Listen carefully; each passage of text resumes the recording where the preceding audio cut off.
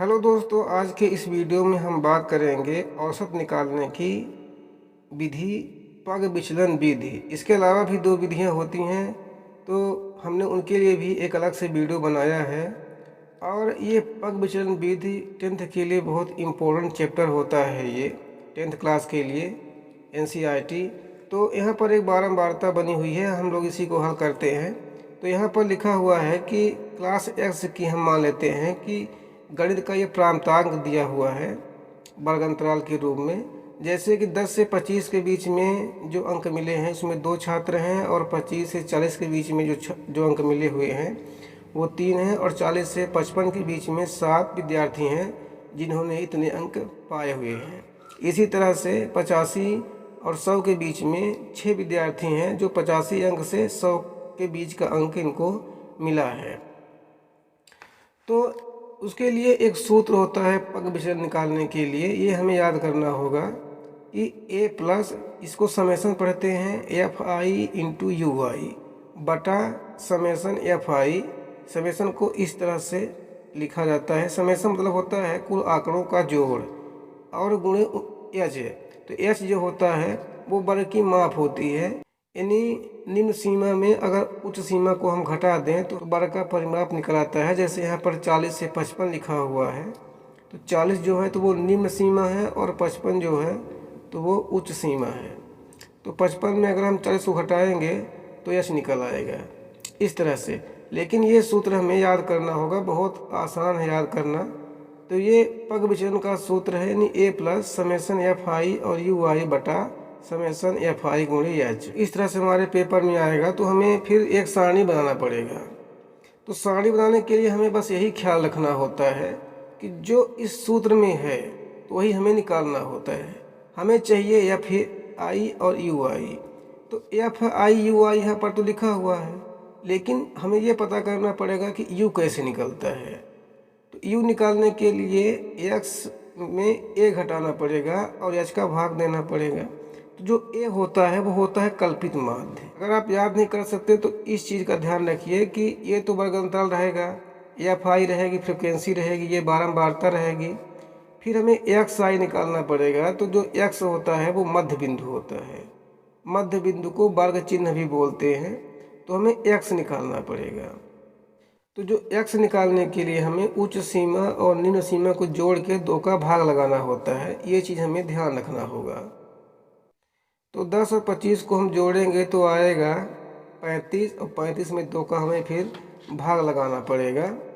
तो जब हम 35 में 2 का भाग लगाएंगे तो 17 दूना 34, यानी 17.5, यानी 17.5 आएगा। हम यहाँ पर करके देख लेते हैं।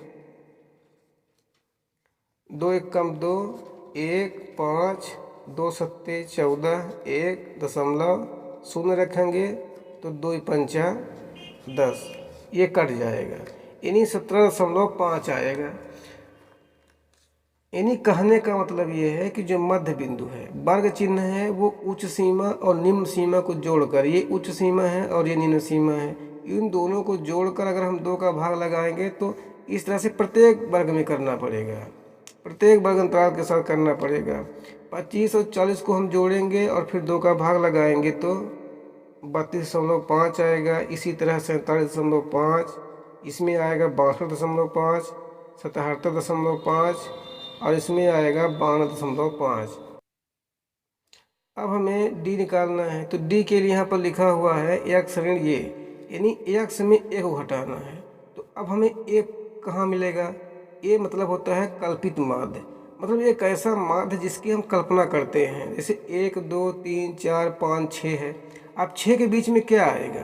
6 के बीच में, इसके बीच में 2 अंक आएंगे, या तो आएगा 47.5, या फिर हम 62.5, या 47.5 आएगा या 62.5 आएगा। क्योंकि यहाँ पर अगर 7 होते तब तो कोई एक निकल आता, लेकिन यहाँ पर 6 हैं, तो 6 के बीच में 2 निकलेंगे कल्पित माध्य। एक निकलेगा 47.5 और निकलेगा 62.5।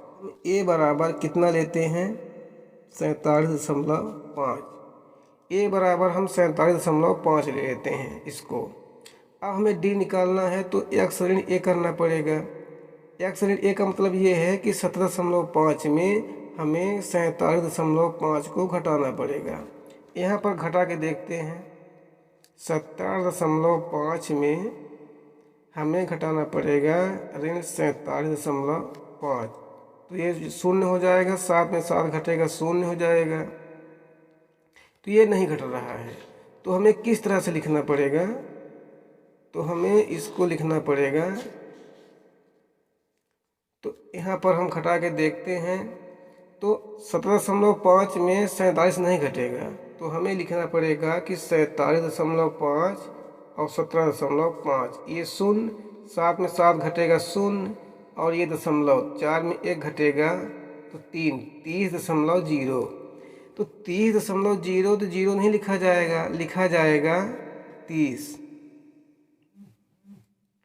तो हमने 30 लिख दिया, लेकिन बड़ी संख्या क्या है? बड़ी संख्या 47 है, तो इसका जो चिन्ह है वो ऋण 7 में रहेगा। ये ध्यान देना है, यहीं पर गलती हो जाती है। 17.5 में 47.5 नहीं घटेगा, तो हमने 47.5 में 17.5 को घटा दिया। अब बड़ी संख्या 47 है तो इसका चिन्ह 7 में रहेगा, तो ऋण 30, ये आंसर हो जाएगा इसका। अब हमें इसी प्रकार से 32.5 में 47.5 घटाना पड़ेगा। ऋण 15 और हम लिखेंगे ऋण 15, क्योंकि ऋण 15 इसलिए हमने लिखा है क्योंकि 47 बड़ी संख्या है और बड़ी संख्या का चिन्ह साथ में रहता है। यहाँ तो 0 हो जाएगा और यहाँ घटाएंगे तो 15 आएगा, यहाँ घटाएंगे 30 आएगा और यहाँ घटाएंगे तो 45 आएगा। अब यहाँ पर हमने ऋण इसलिए नहीं लिखा क्योंकि अब ये संख्याएं 47 से बड़ी हो गई हैं।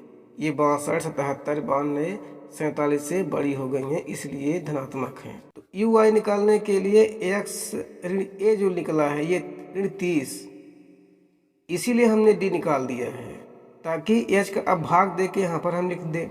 तो h क्या है? h है वर्ग की माप। तो यहाँ पर वर्ग की माप कैसे चल रही है?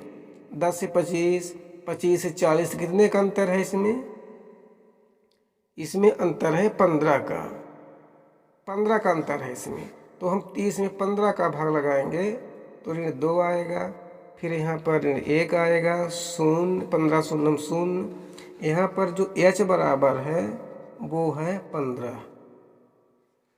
15 कैसे?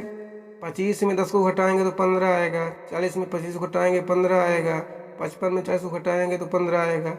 यही होती है वर्ग की माप, यानी 15 में 15 का भाग देंगे तो 1, 15 दूना 30, 15 तिया 45। अब हमें निकालना है एफ आई और यू आई। तो एफ आई और यू आई का मतलब यह है कि एफ गुणे यू। तो एफ 2 है और यू कितना है? ऋण 2। इसका हम गुणा करेंगे तो ऋण 4, फिर गुणा करेंगे तो ऋण 3, 7 गुणा शून्य से करेंगे तो शून्य, 6 कम 6, 6 दूनी 12, 6 तिरिक 18। ये हो गया। ये सारणी बनाना बहुत आसान है। हमें क्या करना है कि f निकालना है, s मध्य बिंदु निकालना है यानी वर्ग चिन्ह, फिर उसके बाद ये d निकालना है ताकि h का भाग देके हम u को आसानी से निकाल लें। फिर हम एफ आई यू आई निकाल लेंगे। बस हमें पता करना है ये कल्पित माध्य। कल्पित माध्य का मतलब होता है बीज का माध्य, बीज का मध्य बिंदु। तो 6 थे तो कोई नहीं निकला, यहाँ पर हम 62.5 को भी ले सकते थे, इस तरह से।